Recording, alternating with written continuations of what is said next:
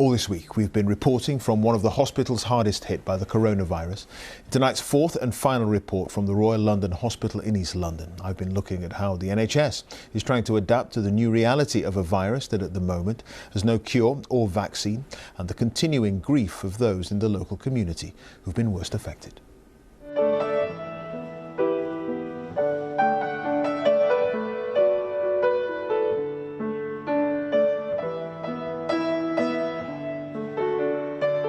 This is the story of one hospital and one community in the time of COVID-19. Their harmony in the face of an almighty challenge. What does the future hold for the men and women in and out of uniform? And can the NHS adapt to a new normal way of working with a virus that could be here to stay? We were given unprecedented access to the COVID wards of the Royal London Hospital in the East End. We had permission from all the patients or their families to film. And again, yeah, go. We watched the agonising attempts to call the family. to save Krishna Pillayogan, who was just 55. And we spoke with the nurse, the only person by his side, as he slipped away. I just sat on a chair and just held his hand to be with him in that time. Krishna Pillayogan was the proud father of 4 sons, including Nith, here on his graduation day. He wanted to speak to us about his dad. Hi. I only got married last year, so you know it's been 1 year and a bit. So that I guess that was again who none of us would have thought this time last year in all that kind of happiness something like this would have happened actually. So you have to try and move on. I think that's going to be the hardest thing for the first few weeks, months. He was only 2.5 weeks shy of his 56th birthday actually. So yeah, he didn't even make it to that. Yeah.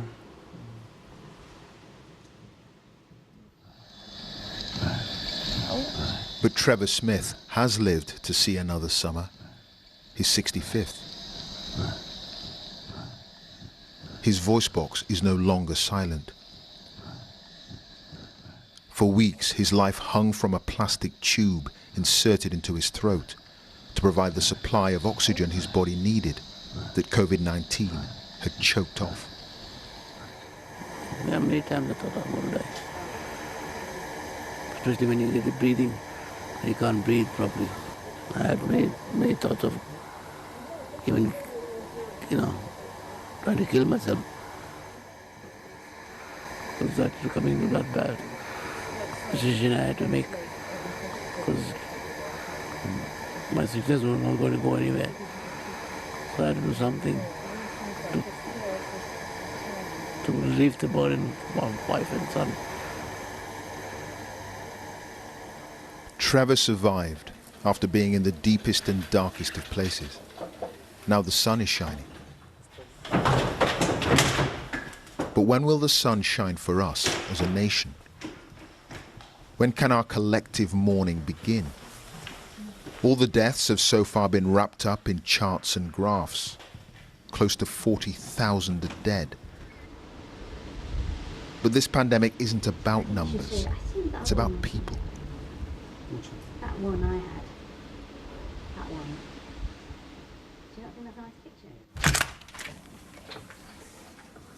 For veteran consultant trauma surgeon Martin Griffiths, it's the humanity of the NHS in this pandemic that's now attracting scores of new recruits.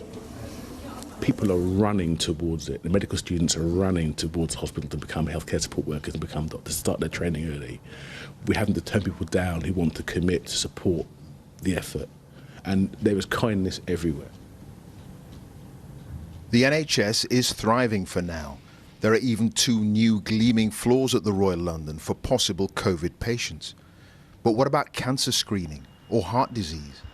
Many who are sick in the community have stayed away, worried they might catch the virus. Hello, sir. Good morning. Intensive care consultant Nick Bunker wants them back. All the people who would normally have presented here with ailments, where are they?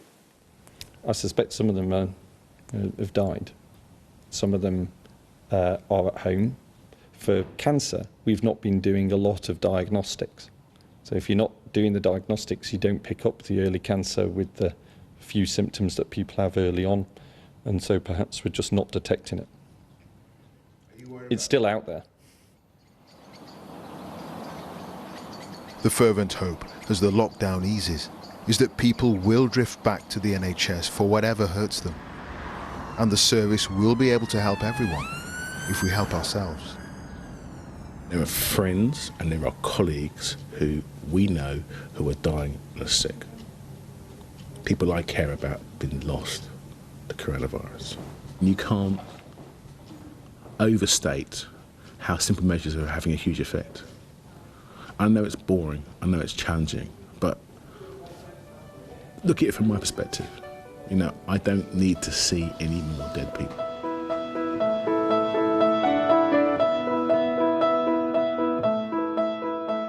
What happens to the NHS now the clapping's stopped? Will the reverence and esteem wane? Will the extra funding dry up? Whatever happens, the commitment of the men and women we came across at the Royal London won't transform, because this is personal. Working to help the community they serve is part of a deeper reward. Sitting in your car going to work, and when you think to yourself, this is what I want to do with my life? And the answer is yes, absolutely. This is the one time I need to stand up and do my job. This is the one time I absolutely have to be there.